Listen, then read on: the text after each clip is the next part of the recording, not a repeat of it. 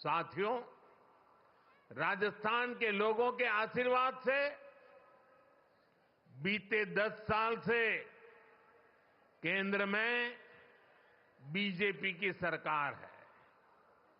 इन 10 सालों में हमने देश के लोगों को सुविधाएं देने, उनके जीवन से मुश्किलें कम करने पर बहुत जोर दिया है।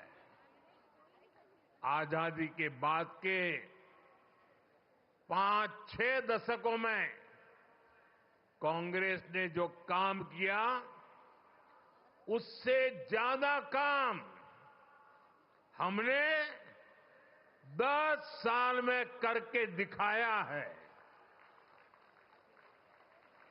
आप राजस्थान का ही उदाहरण लीजिए। पानी का महत्व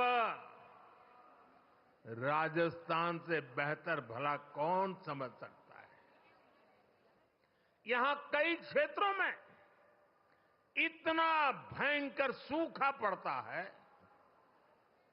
वहीं दूसरी तरफ कुछ क्षेत्रों में हमारी नदियों का पानी बिना उपयोग के ऐसे ही समंदर में बहता चला जा रहा है। और इसलिए ही जब अटल बिहारी वाजपेयी जी की सरकार थी, तो अटल जी ने नदियों को जोड़ने का विजन रखा था। उन्होंने इसके लिए एक विशेष कमेटी भी बनाई। मकसद यही था कि जिन नदियों में जरूरत से ज्यादा पानी है, समुद्र में बह रहा है, उसको सूखाग्रस्त क्षेत्रों तक पहुंचाया जा सके। इससे बाढ़ की समस्या और दूसरी तरफ सूखे की समस्या, दोनों का समाधान संभव था। सुप्रीम कोर्ट ने भी इसके समर्थन में कई बार अपनी बातें बताई हैं, लेकिन कांग्रेस कभी आपके जीवन से पानी की मुश्किलें कम नहीं करना चाहती। हमारी नदियों का पानी बहकर सीमा पार चला जाता था, लेकिन हमारे किसानों को इसका लाभ नहीं मिलता था। कांग्रेस समाधान के बजाय राज्यों के बीच जल विवाद को ही बढ़ावा देती रही। राजस्थान ने तो इस कुनीति के कारण बहुत कुछ भुगता है। यहां की माताओं बहनों ने भुगता है, यहां के किसानों ने भुगता है। मुझे याद है, मैं जब गुजरात में मुख्यमंत्री के रूप में सेवा करता था, तब वहां सरदार सरोवर डैम पूरा हुआ। मां नर्मदा का पानी गुजरात के अलग अलग हिस्सों तक पहुंचाने का बड़ा अभियान चलाया। कच्छ में सीमा तक पानी ले गए, लेकिन तब उसे रोकने के लिए भी कांग्रेस द्वारा और कुछ एनजीओ के द्वारा तरह तरह के हथकंडे अपनाए गए। लेकिन हम पानी का महत्व समझते थे,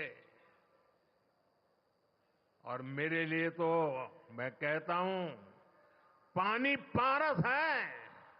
जैसे पारस लोहे को स्पर्श करें और लोहा सोना हो जाता है, वैसा पानी जहां भी स्पर्श करे, वो एक नई ऊर्जा और शक्ति को जन्म दे देता है।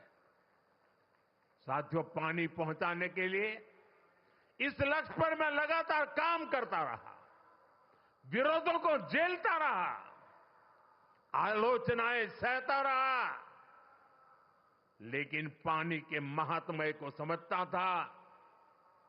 नर्मदा के पानी का लाभ सिर्फ गुजरात को भी मिले इतना नहीं, नर्मदा जी का पानी राजस्थान को भी इसका फायदा हो। और कभी कोई तनाव नहीं, कोई रुकावट नहीं, कोई मेमोरेंडम नहीं, आंदोलन नहीं। जैसे ही डैम का काम पूरा हुआ और गुजरात को हो जाए उसके बाद राजस्थान को देंगे, वो भी नहीं। एक साथ गुजरात में भी पानी पहुंचाना, उसी समय राजस्थान को भी पानी पहुंचाना, ये काम हमने शुरू किया। और मुझे याद है जिस समय नर्मदा जी का पानी राजस्थान में पहुंचा, राजस्थान के जीवन में एक उमंग और उत्साह था। और उसके कुछ दिन बाद अचानक मैं मुख्यमंत्री के कार्यालय में मैसेज आया कि भैरों जी शेखावत और जसवंत सिंह जी वो गुजरात आए हैं और मुख्यमंत्री जी को मिलना चाहते हैं। अब मुझे पता नहीं था वो आए हैं, किस काम के लिए आए हैं, लेकिन वो मेरे दफ्तर आए। मैंने पूछा कैसे आना हुआ, क्यों? नहीं, बोले कोई काम नहीं था, आपको मिलने आए हैं। मेरे वरिष्ठ नेता थे दोनों। भैरों जी की तो उंगली पकड़ करके हम कई लोग बड़े हुए हैं।